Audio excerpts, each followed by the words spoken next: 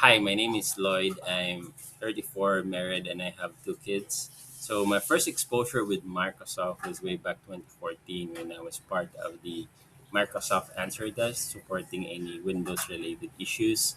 And then after that, although it's no longer related to Microsoft, but that's where I learned like skills about technical support, cloud engineering, and also being as an implementation specialist.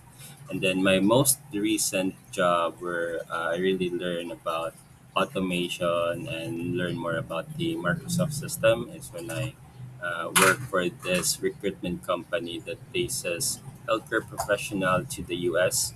So at first I was not hired as an automation developer, and I was there to observe and also do the same task as what everyone is doing.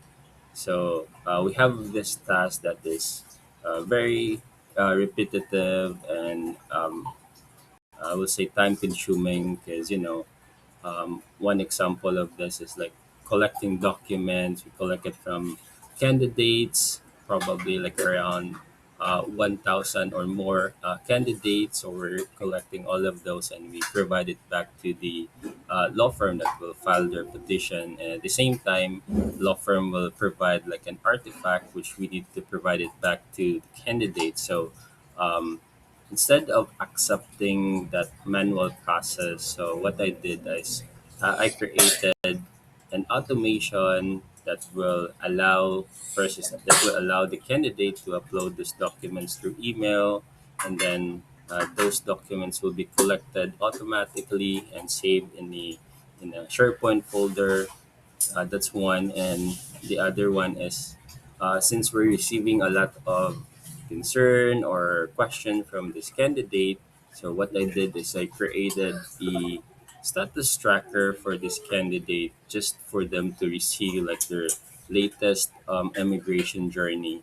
So I created an automation for that with just probably three connectors. Like I use Microsoft Form as a um, the input for the candidate or for the user, and then I use Excel as the database and also the Outlook to send all of those notifications. So I use minimal Microsoft tool to create automation. So that's possible with the Power Automate.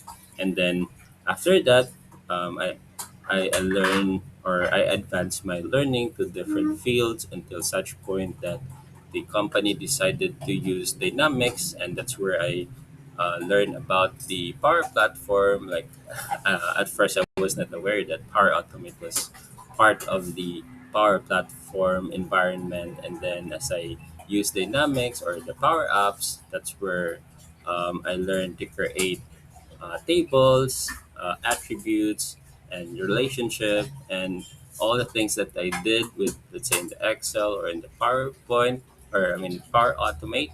It now makes sense when I start developing or customizing the current Dynamics system that we have. So after that, um, since what we have is the Dynamics 365, which is a model driven app, I find also more opportunities to improve the Dynamics 365 that we have, especially with the rise of AI.